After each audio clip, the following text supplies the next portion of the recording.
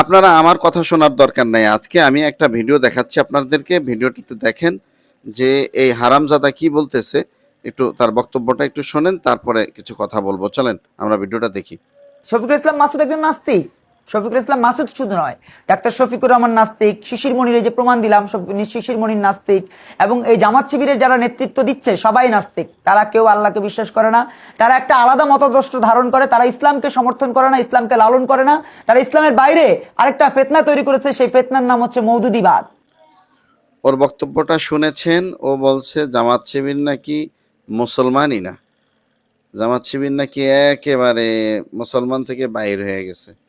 ঠিক আছে, এখন ও যে মন্তব্য করছে এই ব্যাপারে আজকে বললাম না আমি কথা বলবো না, আজকে আপনাদের মন্তব্য আশা করছি। ওর ব্যাপারে আপনারা কমেন্ট বক্সে লিখবেন এবং ভিডিওটা শেয়ার করে এই হারামজাদারে অন্য অন্য মানুষের কাছে পরিচয় করায় দিবেন যে ও একটা আস্তা হারামজাদা। যদি আস্তা হারামজাদা না হয় তাহলে একটা ইসলামিক দলের ব্যাপারে এই ধরনের মন্তব্য কোনো ভালো মানুষ করতে পারে না। ঠিক আছে, এখন অনেকের আবার গায়ে জ্বালা বালা ধইরা যাইব হারামজাদা যদি বলি যে আপনারা হারামজাদা বললেন কেন। সত্য কথা, আলেমদের বিরুদ্ধে যারা কথা বলে, যারা ইসলামের বিরুদ্ধে কথা বলে, যারা আল্লাহর জমিনে দিন প্রতিষ্ঠা করতে চায় তাদের বিরুদ্ধে কথা বলে, নিশ্চয়ই এরা হারামজাদা, কোনো সন্দেহ নাই। ওর জন্মে কোথাও না কোথাও দোষ ত্রুটি আছে, ঝামেলা আছে।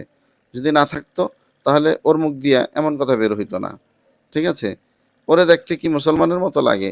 ও বেটা তোরে দেখতেই তো মুসলমানের মতো লাগে না। তোর ব্যাপারে আমরা প্রশ্ন করতে পারি তুই মুসলমান কিনা, কিন্তু একটা ইসলামিক দলের ব্যাপারে, স্বীকৃত একটা ইসলামিক দল, তাদের ব্যাপারে এ ধরনের মন্তব্য এটা আশা করা যায় না। যাই হোক, আপনাদের গুরুত্বপূর্ণ মতামত কমেন্ট বক্সে লিখবেন, ভিডিওটা শেয়ার করে দিবেন। আল্লাহ হাফেজ।